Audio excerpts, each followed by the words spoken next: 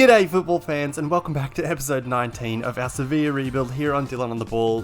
Today we are taking on Atletico Madrid. It is the final day of season number 4 here at Sevilla. There is absolutely plenty to catch you up on since you were last here, because the last video was at the end of January and we're now at the end of the season. So it's been about 4 months. I've been very busy. Before we get cracking and get right into it, please remember to leave us a like down below, subscribe if you're new around here, comment what you think of the video, what we should do for next season, who we should buy, all that sort of stuff. And I guess what areas you think we should improve is probably the most relevant thing to comment, because the players that you think might be good might not be as good as you think, because it's 4 years in the future now.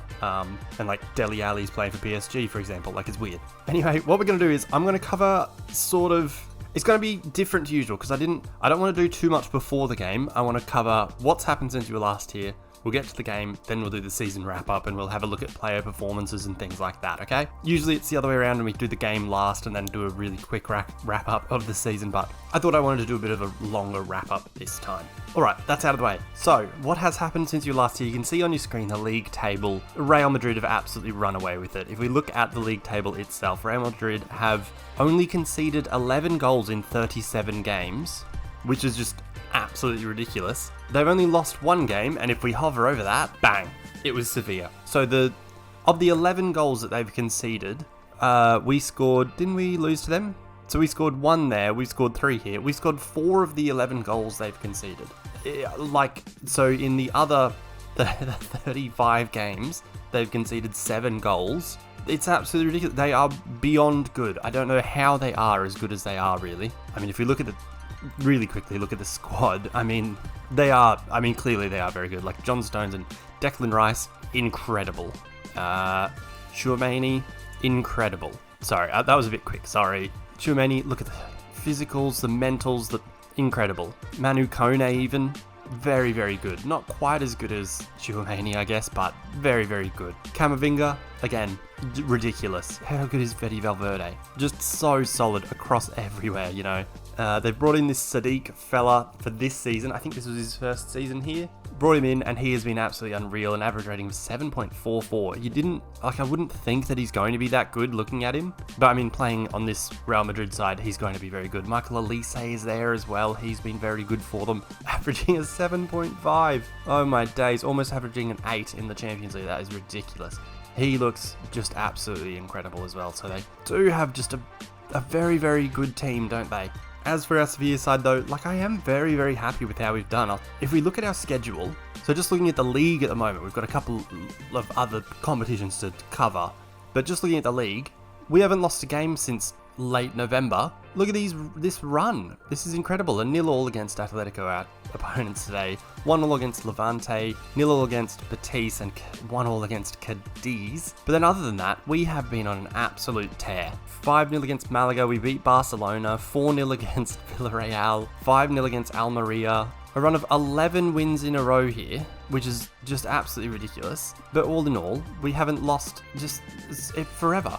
We started the season a bit patchy, I'd say, performance-wise, and you can see, other than Mallorca here, we're not really blowing teams away until Cadiz here, but then the rest of the season, beyond this loss here to Sociedad, we have been absolutely brilliant. I cannot fault it. We've been very, very good. In the league, we beat Real Madrid. We're the only side to have beaten them. They do have today for that to change, but I have a feeling they're not going to lose. As for the Champions League, if we go bang, bang, we actually did progress. So we got into why does every match look blue? So thanks to our 5-0 win, which was the last video against PSV, we did get into the knockout phase, or the whatever it's called. I don't know what to call it. Playoff round, knockout playoff round. We got drawn against Crystal Palace, who we did beat in the league phase, I guess. We lost 3-0 at home, which was just silly. 3-0 goals to Mateta, Fofana and Zaha. We then went away to Selhurst Park, and 5-0 goals from Calimundo, Luis Enrique, Oscar Cliver and Hassan Ouedraogo, which was absolutely incredible. We then only went and beat Manchester City in the next match. Leonzo Ouedraogo and Calimundo with the goals. Unfortunately, we went away to the Etihad. We lost 2-1, 2-0 rather. So 4-3 rather on aggregate. We just couldn't get it done, and you know, I'm not too mad about that. Against the Manchester City side, as good as this one is, with a Vinny Jr. looking this incredible, and an Erling Haaland. If we go here and look at Erling Haaland, like, he's just ridiculous. He scored 40 goals this season. If we go to his history, 40 goals, 44 goals in all competitions, 38, 36, 41. Look, I'm not too mad at losing to that side, you know? It is what it is. Like, it's fine, really. In the Spanish Cup, we got through to the quarterfinals when, unfortunately, Real Madrid did us in, basically. Just a nice little run for a 20-minute spell. They popped 3 past us. We got 1 back and then just couldn't get it done beyond there. Not too mad about that. I mean, at the end of the day, it's losing to Real Madrid, and that's going to happen, I guess. I mean, looking at this season, that's going to happen. Have they gone... If we go back to the Champions League, what's happening in the Champions League? The final... Oh, Real Madrid didn't make the final. Real Madrid got beaten 1-0 on aggregate by Bayern Munich, and it's a Bayern Munich versus Liverpool final. How did Bayern Munich look? Because Bayern Munich have... they made, I think it was 3 or 4 offers for Calimundo at the end of the transfer window. I didn't accept him, quite obviously, because he's still here, and because I didn't feel like we were making enough money on him. Like, he was only worth at that stage like 42 million or something, so that's all they were offering, and it was beyond our deadline day, but the German deadline day hadn't passed, so they would have got him and we wouldn't have been able to replace him. So I was like, well, no. How about no? Got a couple of unhappy players here, finding it difficult to fit into the squad. Caleb, I have a feeling, mate, that might be because you're rubbish. Why is Alfonso unhappy? Ooh, maybe he'll be able to... Or can we get Alfonso? He's only 25. Look at how good he is. We'll scout him. We won't get him, but, you know, we'll have a look. How good are Liverpool looking? That was the other finalist. They've still got Klopp in charge. They've still got Alisson, Virgil van Dijk, Gonzalo Inacio, who I was looking at a couple of years ago, but then, I mean, we sort of got priced out of it at the time, and then he's gone to Liverpool, so, I mean, what more can you do? They've got Frankie de Jong here, looking very good. They've got Jude Bellingham here, looking very good. Oh my god, look at his mentals. They've got Enzo Fernandez as well, looking very good. Anything new up? I mean, obviously we know about that one. Who's Carlos Alcaraz? Who the heck are you? Oh, he's just some bloke that's playing in Argentina. He's not worth very much. He's probably not doing much for them. Yeah, he hasn't played a game in 2 years. Other than that, I mean, attacking, they haven't made any changes, really.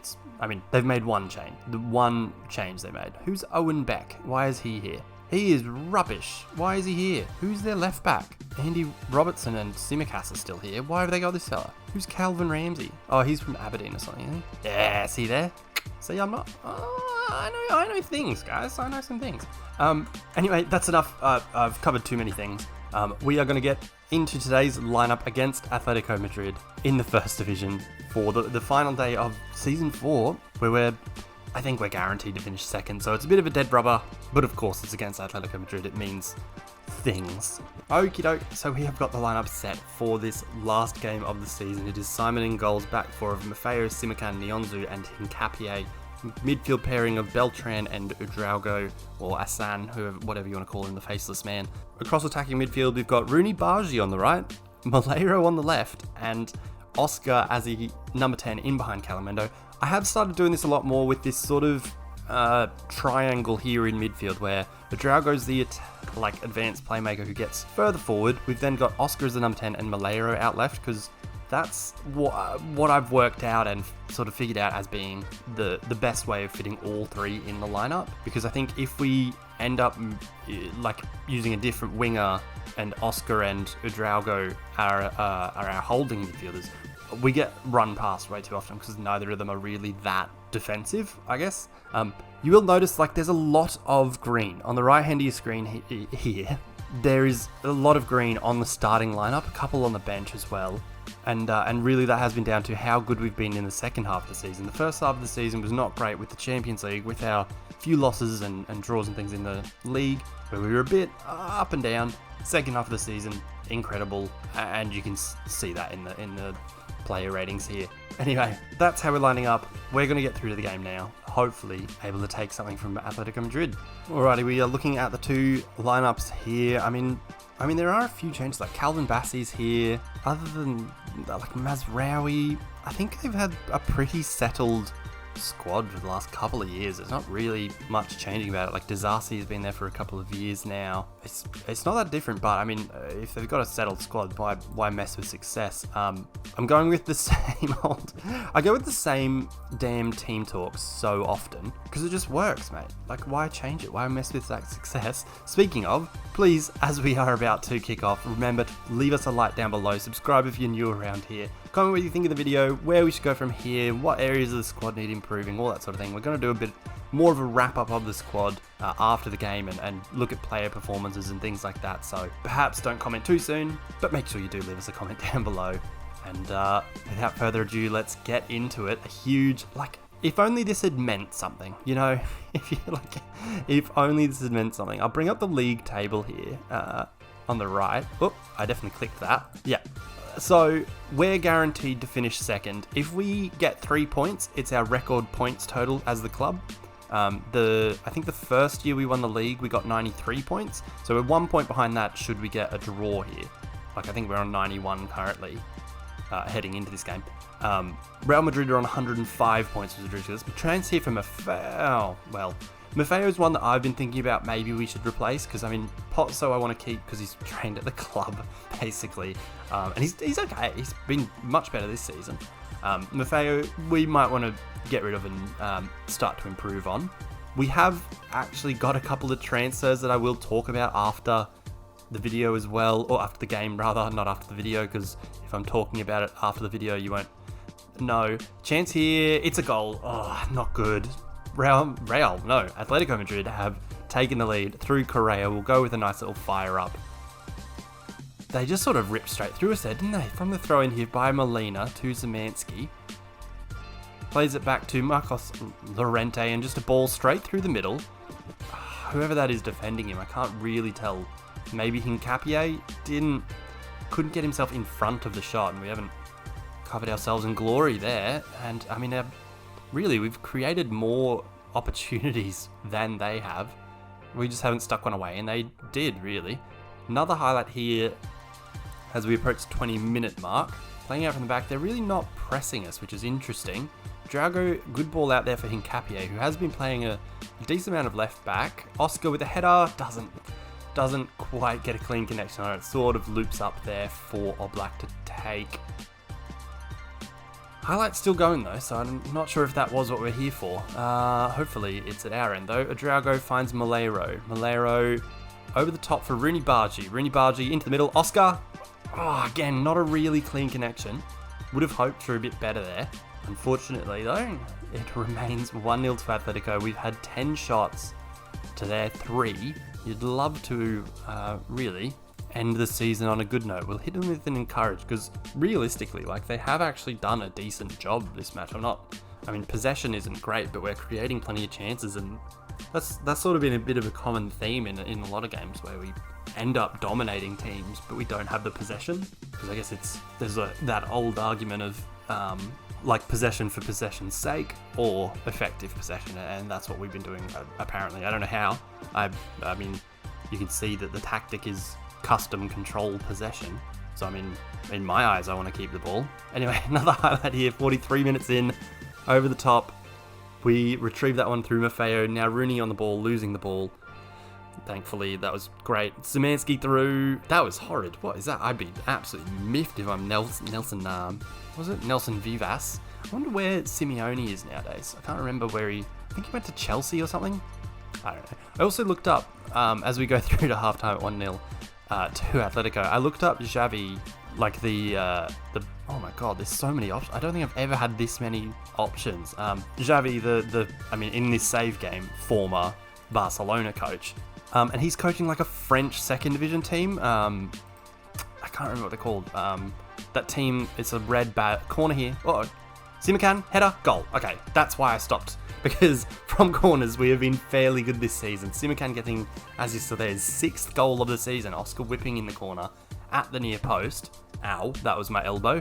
Simakan at the near post, headed beyond Oblak into the far bottom corner. It's absolutely beautiful header. But that's been the common theme. Simakan's got 6. I think Nyonzu's about up to that. I've already forgotten what I was talking about before that.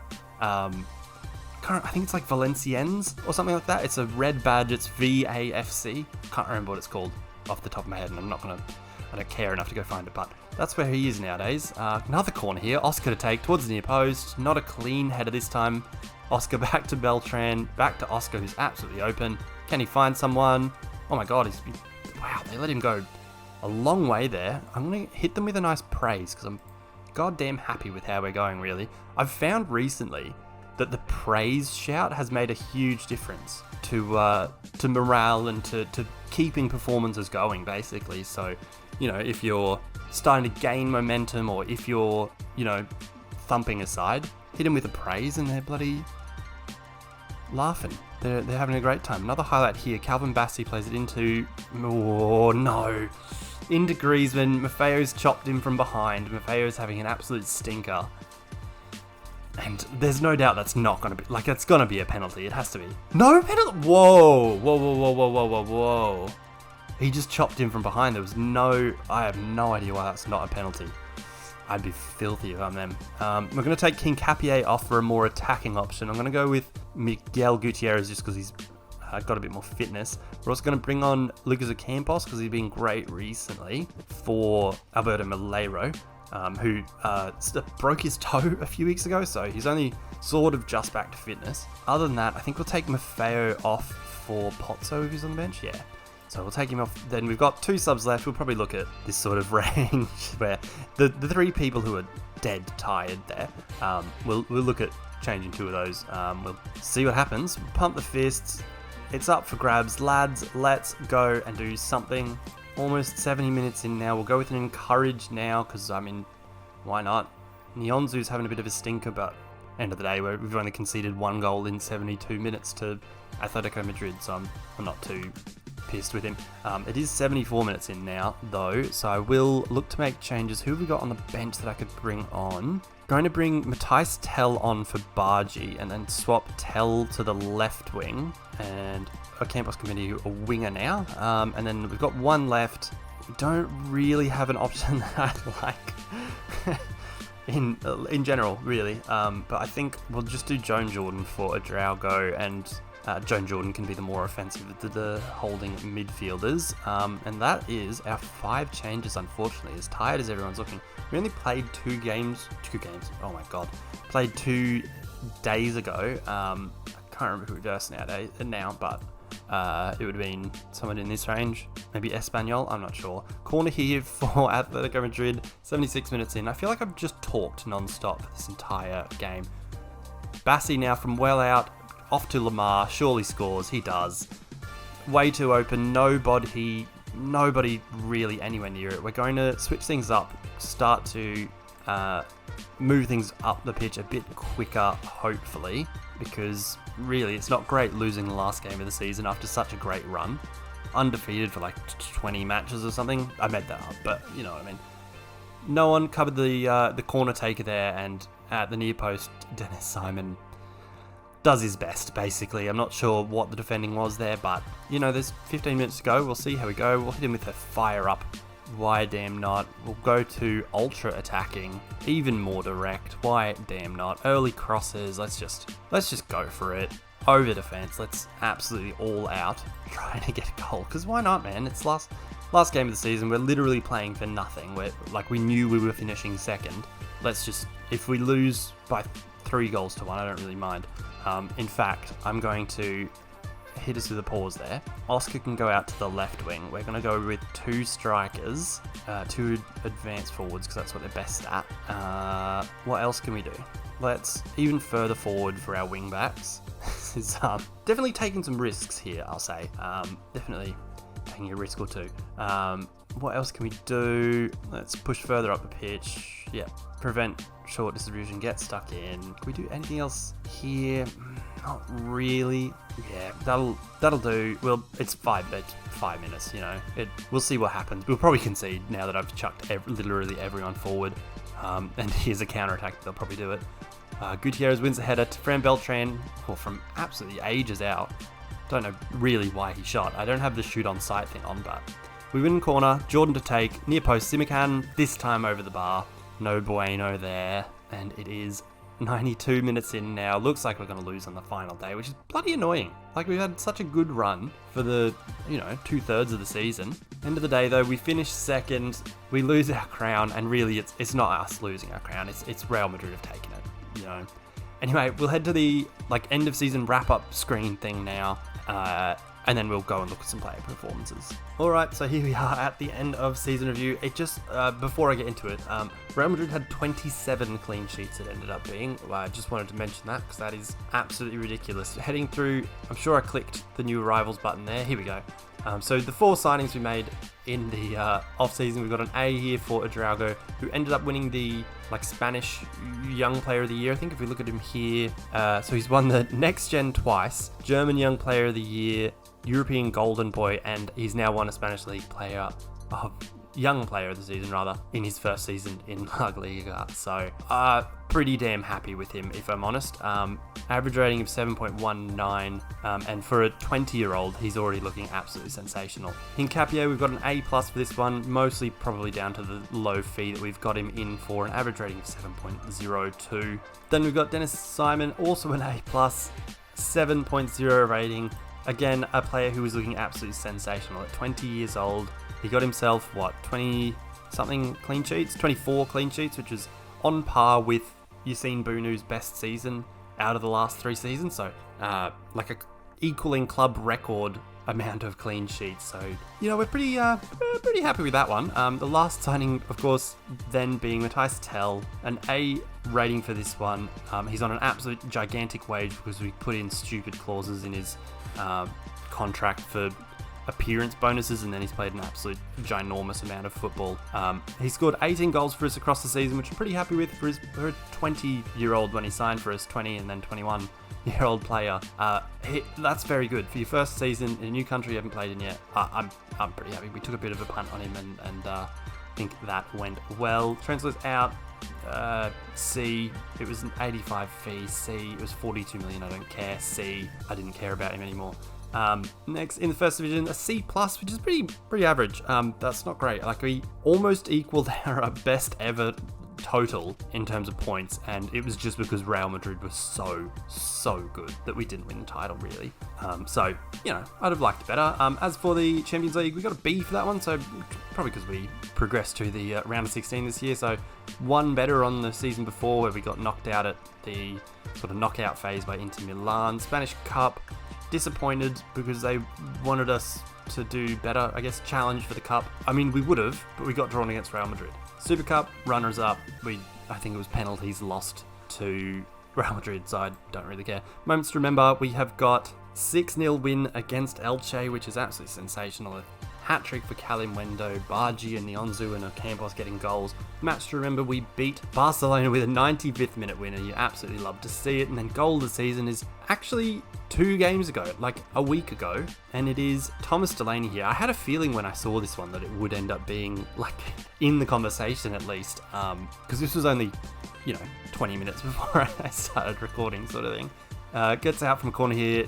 Somehow it finds its way back to Delaney at the edge of the box, and from here he just an absolute arrow, a dart into the far bottom corner.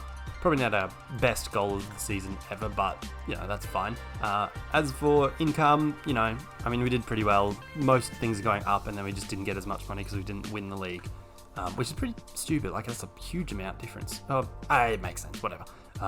The top shirt sales, you can probably understand all of those, except you'd probably think that, like, Oscar or Malero should be up there, maybe, but I don't really mind. As for the way that we lined up, pretty much what you'd have guessed, like that's pretty much how I would have said that the best 11 of the season were, especially having Beltran, Odraugo, Oscar and Malero as that sort of side of the midfield. On the right-hand side, look, it was interchangeable between Ocampos, Bargi and Luis Enrique. Calamendo did do well to fill the boots of Rafa Mir, who left. He got 29 goals in the season, which is his best season with us, so I'm happy with that. Accolades, we've got... No, we didn't. What? It says we got Manager of the Year last season.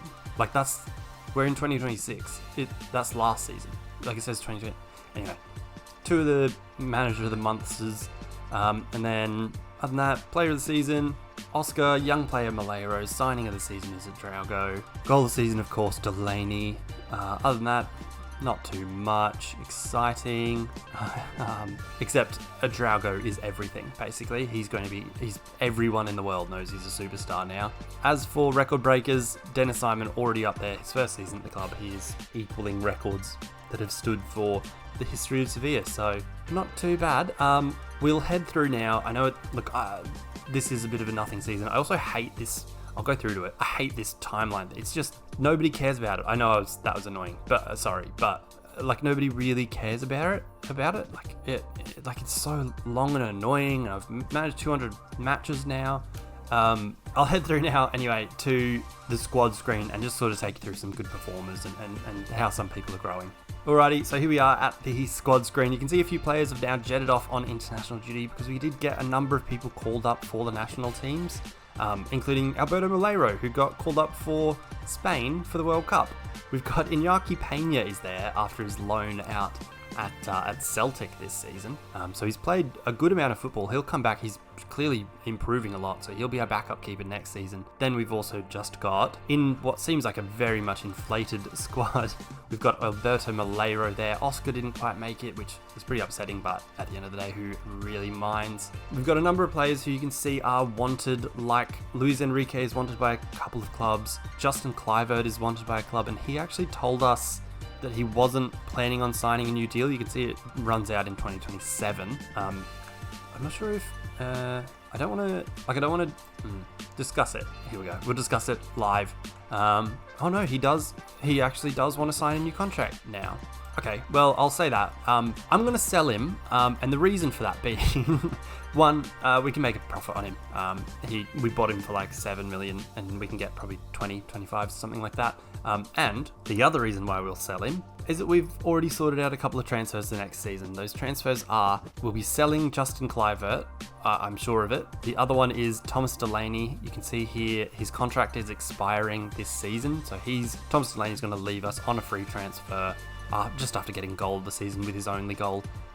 He'll be leaving us, so we've already got a defensive midfielder, similar vein to Thomas Delaney set up, and a winger set up to replace Justin Kluivert, and there's a reason why I've done that one. So the winger option is Cody Gakpo. You can see here, he's very good. He's about the same age as Justin Kluivert, but we're getting him in for free. He's on a free transfer from PSV, which he hasn't left in the X amount of years. If we compare him with Justin Kluivert, he's better mentally, aerially, attacking, not as quick, better physically, technical. They're about even, round about even.